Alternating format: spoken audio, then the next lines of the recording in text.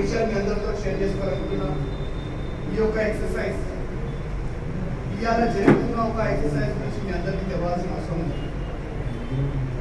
ఎందుకు చెప్తున్నానంటే ఇది కేవలం ఉప్పుడుపల్లి గురించి డిజైన్ చేసిందో లేకుంటే మెడికల్ జిల్లాకు డిజైన్ చేసిందో కాదు.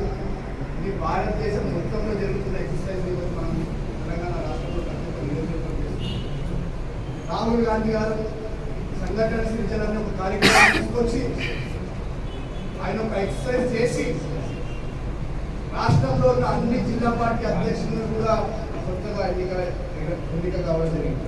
వీళ్ళు కూడా జిల్లా అధ్యక్షులు ఉన్నటువంటి పనిచేస్తుంది.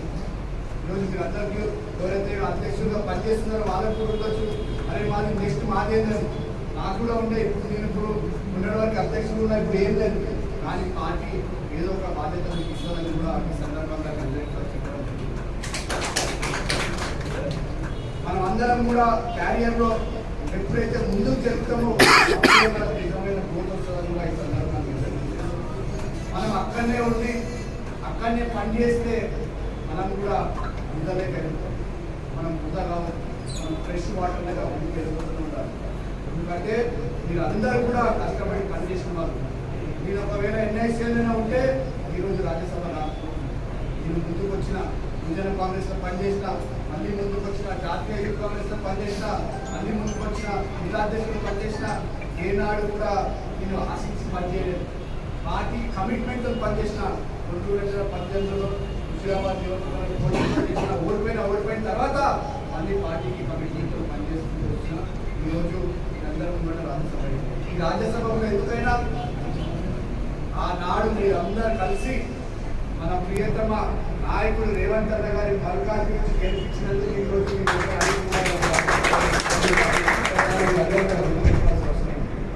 ఆనాడు మీరు ఒక్కసారి ఆలోచించుకొని ఆనాడు మన ప్రియతమ నాయకుడు రేవంత్ అన్న గారు ఆనాడు మల్కాజ్గిరి పార్లమెంట్ నుంచి గెలవకపోతే ఈరోజు మన పరిస్థితి లేదు. ఈరోజు మనం ఈ మీటింగ్ కూడా కండక్ట్ చేసుకునే వాళ్ళమా? ఒకసారి మీరు అందరూ కూడా ఆలోచించాలని మంచి రోజులు వచ్చినాయి. మనం మంచి రోజులలో మంచిగా చేసుకుంటే చాలా మందికి అవకాశాలు వస్తాయి. ఈరోజు చాలా మంది బోర్డు మెంబర్లు అయ్యారు, గుడి చైర్మన్లు అవుతున్నారు, లేదా ఇంకా పార్టీలో పదవులు వస్తున్నాయి.